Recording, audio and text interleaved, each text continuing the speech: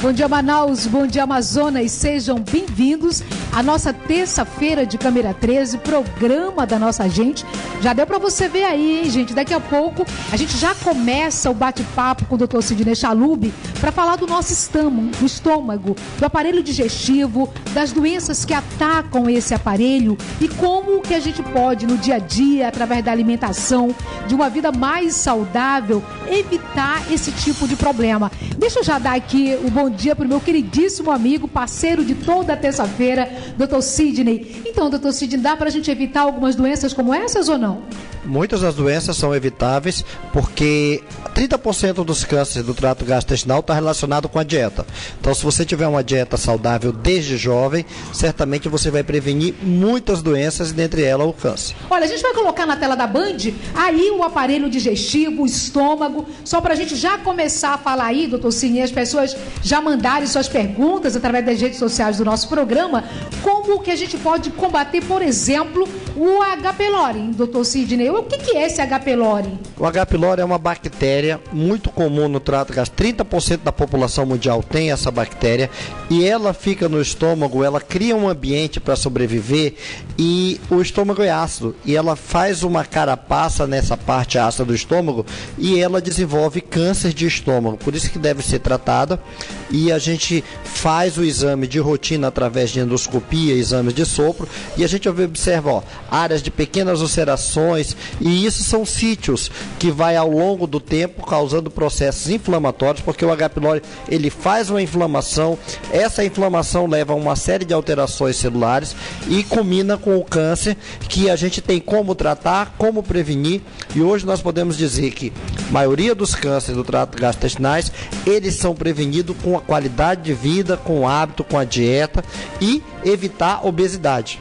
E hoje a obesidade também é uma relação muito grande com alguns tipos de câncer, principalmente câncer do intestino e de mama. Ok, doutor, você só pode sentar, então, ficar à vontade aqui conosco, aqui na Câmera 13, na Band Amazonas. Você pode começar a fazer sua pergunta, já viu que o bate-papo com o Dr. Sidney vai ser muito importante, viu, gente? Vamos falar da H. pylori, da úlcera, da gastrite e do câncer também de estômago e como a gente pode evitar todos esses problemas, não é, que muita gente acaba chegando ao óbito, né? Mas se a gente pudesse levar essas orientações e essas orientações passarem a fazer parte da nossa vida no dia a dia, eu tenho certeza que muita coisa pode ser evitada. Então, já a gente continua, na verdade, essa conversa com o Dr. Sidney Chalub. Olha, gente, hoje é dia do folclore. Olha que coisa boa. E é claro que a gente não poderia deixar de falar dessa data tão especial sem colocar na tela da Band, estampando aí na tela da Band o nosso folclore amazonense, e a gente está destacando Parintins. O maior festival folclórico é nosso, é do Amazonas, é brasileiro, vem de Parintins, caprichoso, garantido. É claro que nós temos aí em Manacapuru o Festival de Cirandas, temos em outros municípios também espetáculos acontecendo. Em Manaus, a nossa capital, tem aí o Festival Folclórico, e a gente sabe a importância não só na parte cultural de uma cidade, de um estado, de um país, mas no fortalecimento também da nossa história. A cultura é história, fortalece história e gera história também. Então, parabéns. Sobe o beijinho um pouquinho aí, homenageando Parintins. Lá se vai onça pintada, fugindo dessa queimada e não vai mais voltar. Lá se vai a macacada, junto com a passarada, pra nunca mais voltar, pra nunca mais, nunca mais. Olha só, muito bacana essas imagens lá do Festival de Parintins, que esse ano colocou aí o Caprichoso como o boi campeão, não é? Mas parabéns tanto ao Caprichoso, garantido, à população, que faz como ninguém esse festival ter vida própria, e aí colocar o nosso país e principalmente o Amazonas como um dos estados com a cultura fortalecida, com o seu folclore fortalecido. Então, parabéns, viu, gente?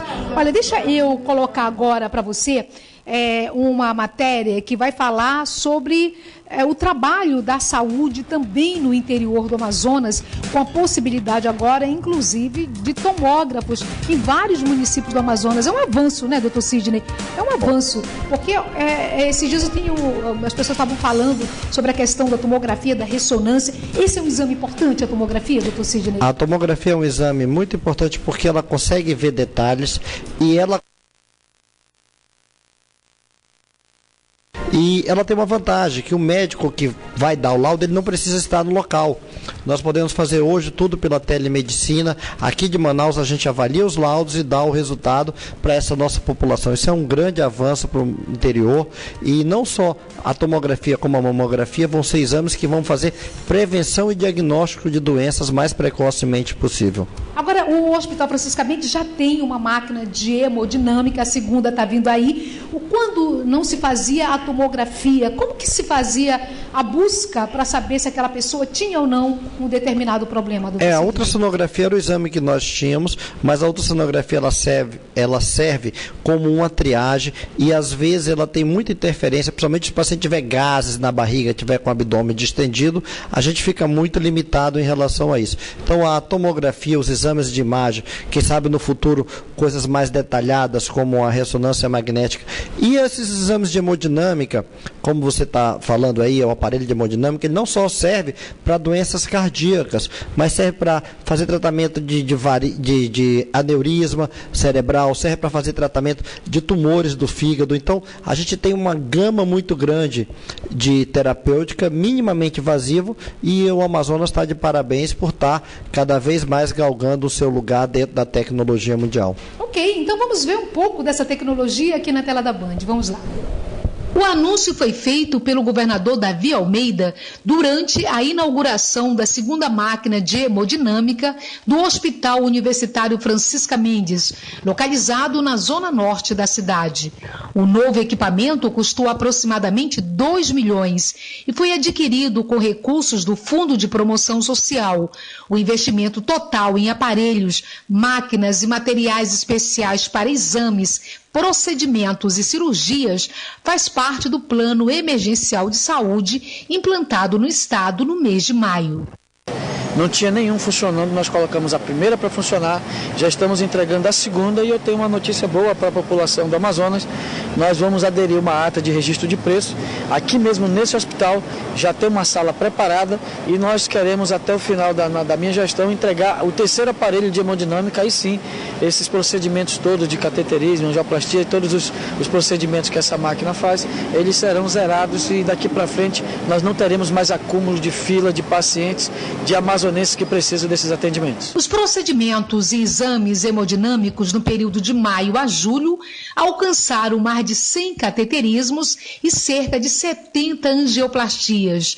Com o funcionamento da segunda máquina na segunda quinzena de setembro, a previsão é que esse número venha a dobrar. Há muito tempo para ter essa segunda máquina aqui, né? Precisamos da acessibilidade do fundo de promoção e é importante que isso seja dito aqui, na minha opinião, para que pudéssemos acessar esse recurso e comprar essa máquina num tempo recorde. E ela vai passar agora por um processo de calibragem, de ajuste fino, treinamento da equipe técnica e aí poderemos começar essa oferta de exames e procedimentos à população. Olha, gente, quem está doente não tem o dia de amanhã para esperar. Então, são avanços como esses aqui que nós estamos mostrando que acaba mudando para melhor a vida das pessoas, né, doutor Sidney? O que a gente está vendo aí não é só uma máquina parada, não. É uma máquina que possibilita cirurgias, possibilita resultados com precisão e principalmente a garantia de encurtar o tempo, porque uma pessoa doente na fila esperando é algo terrível mesmo de se acreditar. A gente observa muito isso nos transplantes. A gente tem muito paciente morrendo na fila de espera. Imagina quantas gente ceifaram vidas esperando uma realização de um exame. Às vezes elas têm um infarto e não tem como tratar porque demora. Então, esse aparelho, como eu falei, ele é muito importante até para tratamento de cânceres. Tem alguns tumores que a gente faz tratamento através da hemodinâmica, que você direciona, você tira a circulação, quer dizer, você faz procedimentos minimamente invasivos, desde que o diagnóstico seja precoce, e com isso a nossa população, além de ser curada, ela volta muito mais às suas atividades do dia a dia, tirando o rombo que nós estávamos discutindo há pouco da Previdência, porque se nós fizermos diagnóstico precoce e o tratamento minimamente invasivo, nós vamos ter muito mais gente produtiva no dia a dia. Ok. Olha, gente, vamos falar da educação de adultos e pessoas idosas também. O programa chamado PROMEAP. Você já ouviu falar sobre ele? A gente vai conhecer um pouco mais agora aqui na tela da Band, aqui no Câmera 13. Inclusive, um grande encontro foi realizado para tratar justamente da metodologia pedagógica que é aplicada aí para os nossos adultos e para os nossos idosos. Vamos dar uma olhada. Há 19 anos, alfabetizando adultos e idosos, o PROMEAP já atendeu mais de 10 mil alunos. Com o apoio de instituições parceiras, além da oportunidade de escolarização, o programa contribui para o crescimento profissional e social dos envolvidos. Esse trabalho ele é fundamental para que a gente possa, de fato, consolidar as aprendizagens desenvolvidas ao longo do ano. Então, nós temos no PROMEAP o trabalho com 25 instituições. E esse trabalho ele é desenvolvido fora de uma sala de aula específica, onde as instituições solicitam que a gente faça essas turmas com as pessoas adultas e idosos. Então, assim, hoje é um momento em que eles demonstram todo o trabalho desenvolvido, não só no processo de aprendizagem do ensino formal, quanto às aprendizagens diversas que eles aprendem nessas instituições. É um desafio a pessoa voltar para a escola e quebrar o preconceito. Ele mesmo, o próprio estudante, adulto e idoso, acreditar que é capaz de aprender. Nós partimos dessa premissa. Os resultados são resultados difíceis, porque são séries multisseriadas. Então há estudantes que voltam correspondendo à primeira série, à segunda série, à terceira série do ensino fundamental. Mesmo assim, o projeto ele prevê uma mudança também na vida social dessa pessoa. Os resultados não são só de aprender a ler, escrever e contar. Muda a atitude desse cidadão na cidade e colabora para melhorar a presença dele na cidade como um todo. Em sua terceira edição, o workshop de práticas pedagógicas acontece anualmente e promove a interação dos professores e alunos por meio da troca de experiências educativas, exposição de atividades pedagógicas e apresentações culturais. O objetivo do nosso workshop, esse é o terceiro, ele é anual, é socializar as práticas pedagógicas realizadas em sala de aula. Nós aproveitamos um dia no ano e realizamos o workshop com esse objetivo de aprender cada vez mais. Para esta aluna, as atividades e a atenção oferecidas pelos professores do PROMEAP revigoram a autoestima e a saúde. Para mim foi ótimo, porque eu me desenvolvi muito bem, a nossa professora é ótima também. E eu estou gostando demais, porque primeiro é que abriu mais a memória da gente, né? E a gente se sente muito bem, muito feliz lá na escola. Nós somos muito bem atendidas pela nossa professora, pelos professores, por todo mundo de lá do parque também. Eu me sinto feliz. Olha, que lindo, não é? A gente ouvir aí o contentamento dessa querida aluna. Eu acho que faz a diferença. A educação, ela muda vidas mesmo. E a gente fica muito feliz em poder estar mostrando aqui na Band um resultado bem positivo desse trabalho que escolariza adultos, pessoas idosas. E a gente pensa assim, não, mas será que ainda vale a pena eu estudar? Sempre vale a pena estudar. Não importa a idade não, viu, gente? Acho que a vida da gente é sempre um aprendizado. Tá aí o resultado bem positivo que nós fazemos questão de mostrar aqui no Câmera 13, como tem bons exemplos que precisam ser copiados. Parabéns, viu, gente? Parabéns mesmo. Olha, a gente vai fazer um intervalo comercial, daqui a pouco a gente já começa a conversar sobre o câncer no estômago, mas vamos aí dar uma passadinha para falar de H. pylori, para falar de gastrite. Será que gastrite é o mesmo que H. pylori ou não? Não sei, essa é uma dúvida que todo mundo tem. E olha, eu fiquei surpresa, mas espantada, quando vi o H. pylori dentro do estômago. Gente, dá um medo, né, doutor Sidney? É espantoso quando você enxerga o que é essa bactéria dentro do nosso estômago e aquilo que ela pode provocar. Então, esse caminho todo a gente vai mostrar aqui no Câmera 13, já, logo após o intervalo comercial, tá? A gente volta já com o Alô Doutor de hoje.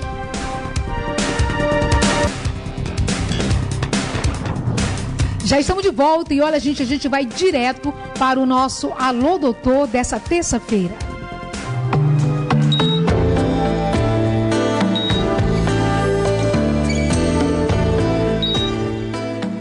Pensando, será se a gente para no dia a dia para pensar no aparelho digestivo? A gente que tem uma vida corrida, come uma coisa que não deve, enfim, é só quando você sente alguma dor é que você começa a se preocupar. É assim que a gente acaba fazendo mesmo no nosso dia a dia.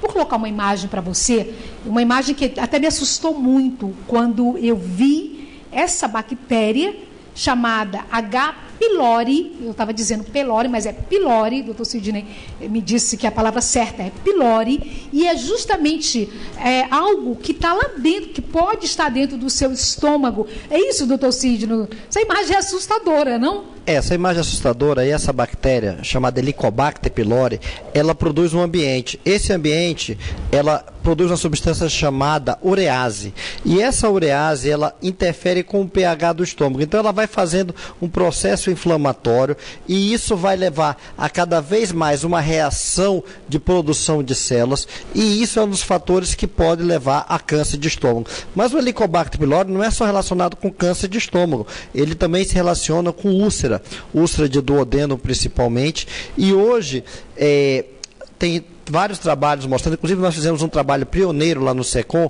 em que nós identificamos o Helicobacter pylori fora do estômago, em pacientes que tinham câncer, eles formam tipo umas ínguas, que a gente chama de linfonodo, e nós conseguimos identificar essa bactéria nos linfonodos. Então, ela está muito presente na nossa população, então, desde que ela foi descoberta no início dos anos 90, a gente pode dizer assim, que nós encontramos um dos fatores que predispõe a câncer de estômago, que é a produção da urease pelo Helicobacter pylori, que isso leva a uma alteração no pH, que leva a uma inflamação, e o câncer, geralmente, ele se dá por um processo repetido de inflamação. Então, você imagina, entre aspas, imagina que fosse o cigarro, é o cigarro do estômago, porque todo o tempo ela está fazendo inflamação e curando, fazendo inflamação e curando. Uma hora, essa reação inflamatória produz uma célula que tem uma alteração no seu DNA. Essa única célula é o câncer. Então, o câncer é uma célula que tem uma alteração no seu DNA, que ela não morre. Então, ela começa a assumir todo o processo do estômago e ela vai crescendo e ela vai utilizando o nutriente do estômago e isso a pessoa vai ficando desnutrida, vai fazendo ulcerações, pode pegar um vaso, causar sangramento, causar anemia ao longo do tempo. Então, o grande problema é que na fase inicial ele é assintomático. Então a gente tem que se prevenir através da erradicação do Helicobacter pylori, através de uma dieta saudável, através do hábito de você comer muitas verduras, muitas frutas, evitar alimentos condimentados e temos um veneno para o estômago. São 3 letrinhas: sal. O sal, ele também faz essa reação inflamatória e o sal hoje é considerado cancerígeno número 1, equiparado ao Helicobacter pylori, porque ele faz a mesma reação inflamatória. Agora, doutor Sidney, o senhor pode sentar, por favor. Eu estava lendo, doutor Sidney, que você pode, inclusive, contrair a bactéria do H. pylori pela saliva, pelo vaso sanitário. É isso? Também pode acontecer isso? A saliva é... A saliva é transmitida, às vezes tem alguns autores que dizem que até o hábito de beijar também pode fazer transmissão do Helicobacter pylori, mas o Helicobacter pylori ele é contaminado pela boca, assim como a gente tem a ameba, a giardia, é uma contaminação oral. E o grande problema é que felizmente, aí eu vou dizer felizmente, nem todos os Helicobacter pylori são cancerígenos. Só tem um grupo chamado VAC1, que é um grupo mais cancerígeno, mas o problema é que nós não sabemos qual dessa bactéria se está dentro de você. Assim como o HPV tem vários tipos, nós temos vários subtipos de Helicobacter pylori. Então, nós temos que erradicar desde que o paciente tenha sintoma ou tenha fator de risco. Qual é o fator de risco? Tabagismo, úlcera, pessoa muito estressada, pessoa que passa do hábito de comer e pessoas que ingerem alimentos condimentados demais ou alimentos salgados. O pirarucu salgado por muito tempo, isso é uma coisa que a gente sabidamente tem conhecimento que é cancerígeno, então a gente tem que ter muito cuidado com aqueles alimentos que são conservados ou que são embutidos e enlatados. Agora, doutor Sidney, a gente vai chamar uma matéria aqui para a gente falar um pouco a respeito do câncer de estômago. Agora, eu já queria deixar uma pergunta para o senhor em relação ao H. pylori. Por que a gente está falando tanto no H. pylori? Pelo número de pessoas que entrou em contato com a nossa produção pedindo mais informações sobre esse tema, que tem tudo a ver com a possibilidade, inclusive, de uma pessoa ter o câncer no futuro. Eu quero deixar uma pergunta para o senhor para saber essa fase, aonde começa o H. pylori, onde está a úlcera, a gastrite e o câncer. Então a gente chama uma matéria agora e daqui a pouco o doutor Sidney fala um pouco dessa trajetória que ninguém quer percorrer, não é, doutor Sidney? Vamos ter que evitar isso, viu? Vamos acompanhar.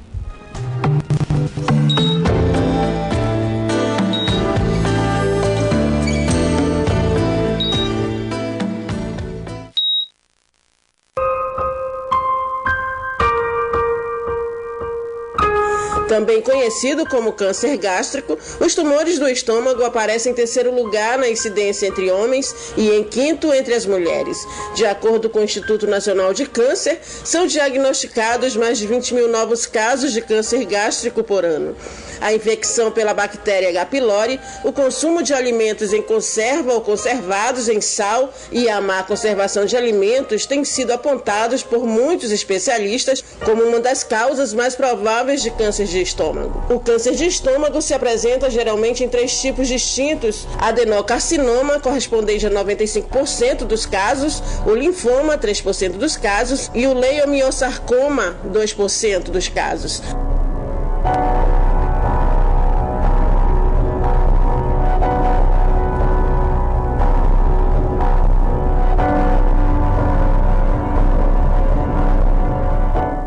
Ok, então, doutor Sidney, eu deixei uma pergunta para o senhor a respeito desse caminho, né? Onde que está o H. pylori, onde que está a úlcera, o que vem antes do que, ou quem tem um não precisa ter o outro?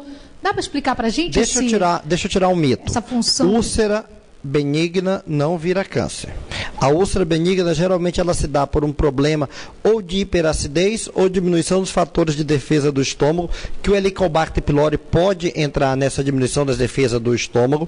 Então, ele não vira câncer. O grande problema é que o câncer, às vezes, ele manifesta olhando na endoscopia muito semelhante a uma úlcera. Então, se eu olhar uma úlcera, às vezes eu não tenho como definir se ela é uma úlcera benigna, por hiperacidez ou por diminuição dos fatores de defesa, ou se já é uma úlcera maligna. Então, esse é o grande problema. Agora, o que nós temos de relação?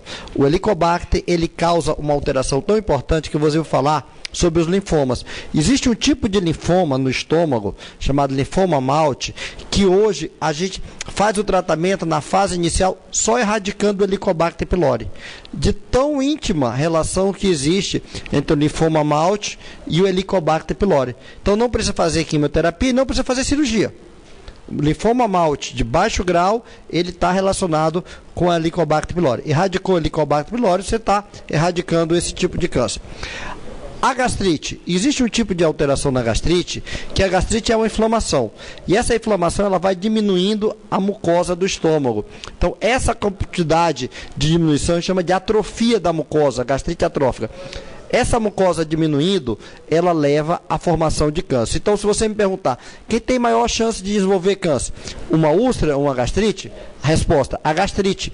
Porque a gastrite, ela diminui a mucosa do estômago, ela atrofia essa mucosa, ela faz um processo inflamatório ao longo do tempo e ela pode ser um fator pré-cancerígeno. Então, a gastrite crônica atrófica é considerada pré-cancerígena. Por isso que a gente tem que fazer a biópsia, diagnosticar precocemente, tratar a gastrite e tratar o Helicobacter pylori. É mesmo, doutor Sidney, olha, você vê o que é a informação. A informação é tudo, né? E a desinformação é terrível. Eu tinha o entendimento que a úlcera poderia chegar mais rápido a um câncer, mas nesse caso a gastrite é algo que tem que preocupar as pessoas. É bom diferir porque assim, a úlcera é uma doença, câncer é outra. O que é uma úlcera? É uma alteração da mucosa que leva até perfuração. E o câncer é uma alteração das células que podem atrofiar e diminuir a parede do estômago, que quando você olha, você não sabe dizer se é uma úlcera benigna ou maligna. Mas a maioria das úlceras benignas é por hiperacidez, é por uso de anti-inflamatório. E aqui tem uma coisa, ó, passou aqui, nós vimos uma lesão ulcerada. Então a gente não tem como observar se essa perfuração aqui, se essa úlcera, essa ferida, ela é benigna ou maligna. Então tem que fazer a biópsia para definir se ela é uma úlcera por hiperacidez ou se é uma úlcera decorrente já de um câncer. Então é muito importante ter sempre a biópsia, e hoje faz parte da rotina de todos os exames de endoscopia fazer a biópsia, porque na pior das hipóteses nós estamos diagnosticando a gastrite na sua fase, se ela está atrófica ou não, e a presença do Helicobacter pylori, que deve ser erradicado quando identificado, e a associação de sintomas. Ok, vamos para o mito ou verdade agora, doutor Sidney. Vamos dar, olha só, gente, você pode mandar sua pergunta através das redes sociais do programa, e a gente vai responder já pessoas que fizeram perguntas nas ruas de Manaus, e a gente vai agora para o mito ou verdade. Doutor, é mito ou verdade? Tomar líquido durante a refeição faz mal?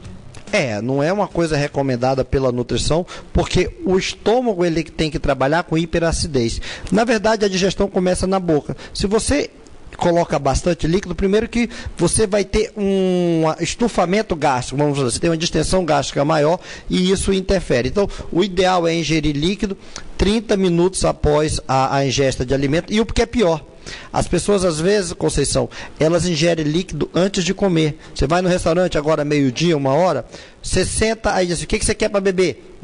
Um refrigerante à base de cola. Você já tem um estômago que está em hiperacidez, você estimula mais o processo inflamatório. Então, não é adequado, até porque predispõe ao refluxo. Então, tem que ter muito cuidado em relação a isso. Ok, vamos para mais um mito ou verdade? Ele só responde após o intervalo. A Sabrina mandou um beijo para Débora, né? Débora fez um mito ou verdade agora há pouco. Sabrina, Ponta Negra, um beijo para você. Doutor, é mito ou verdade que dormir de estômago cheio causa azia? Você vai guardar só um pouquinho, tá bom? A gente faz o intervalo e já o doutor Sidney responde. Já estamos de volta e hoje a gente está aproveitando essa terça-feira para falar sobre o aparelho digestivo.